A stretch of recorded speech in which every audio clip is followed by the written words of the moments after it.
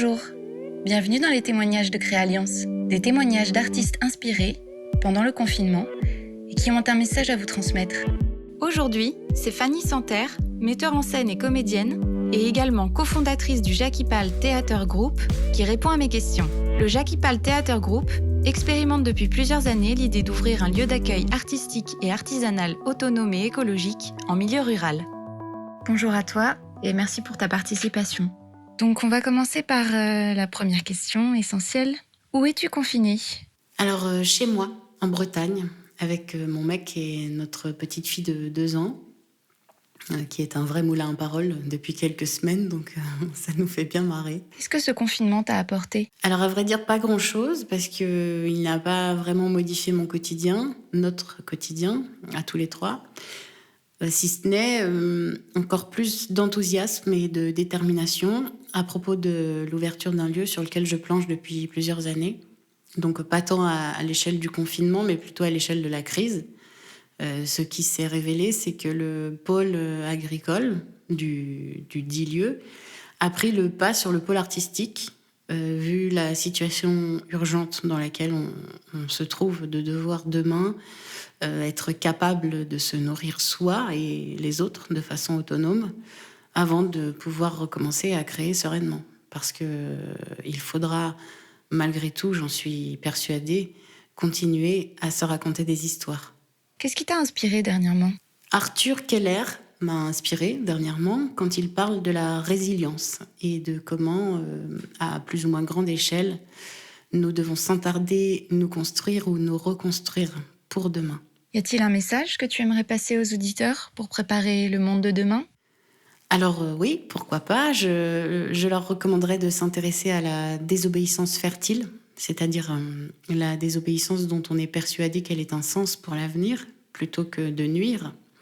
Comme par exemple en se réappropriant les forêts, en réinventant nos façons de nous inscrire écologiquement dans les paysages, avec par exemple des habitats légers.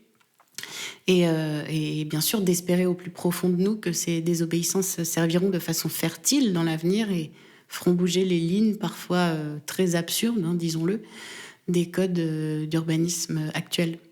Comment le vois-tu, ce monde de demain ? À titre très personnel, demain, un jour après l'autre, donc demain, le vrai demain. Demain, j'espère avoir trouvé l'endroit où je poserai sans doute définitivement enfin mes bagages, pour un temps certain en tout cas, et où je pourrai commencer à retourner la terre, dans tous les sens du terme.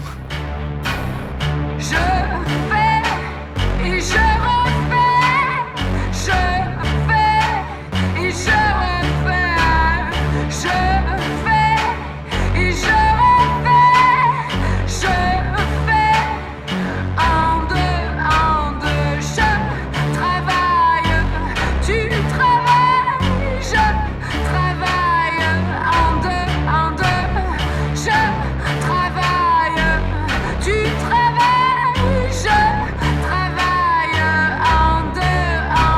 Dans la jungle, nous marchons sans savoir où. Peut-être as-tu une morale à transmettre ? Un enseignement ? Alors, de morale, non. Mais un enseignement, oui, peut-être tiré d'une prise de parole assez récente d'Edgar Morin qui dit la chose suivante. Ce monde n'est pas fini, il va gigoter encore.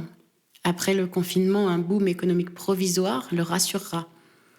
Seul un nouveau mouvement citoyen animé par une pensée forte et une conscience lucide pourra ouvrir le chemin d'un monde nouveau. Edgar Morin, qui est un vieux monsieur que j'aime beaucoup et qui a dû user de beaucoup de désobéissance pour avoir une parole aussi sage aujourd'hui.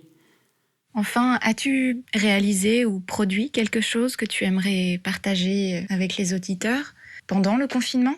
Une cabane en bambou que j'ai fabriquée pour ma fille, dont je suis pas peu fière parce que je l'ai réalisée seule avec ma petite caboche, avec parfois des galères, clairement, mais dont le rendu n'est franchement pas dégueu. Donc j'imagine que c'est très flou à imaginer comme ça, mais simplement si vous fermez les yeux, vous imaginez que vous en franchissez le seuil sous cette pancarte où il est inscrit « Chez Paulette ». Vous entrez, Et vous y retrouvez à l'intérieur tous les êtres chers qui vous ont tant manqué et avec qui vous faites toute la nuit la grande danse de l'amour. Et pourquoi pas sous LSD. Merci encore pour ta participation. À très vite.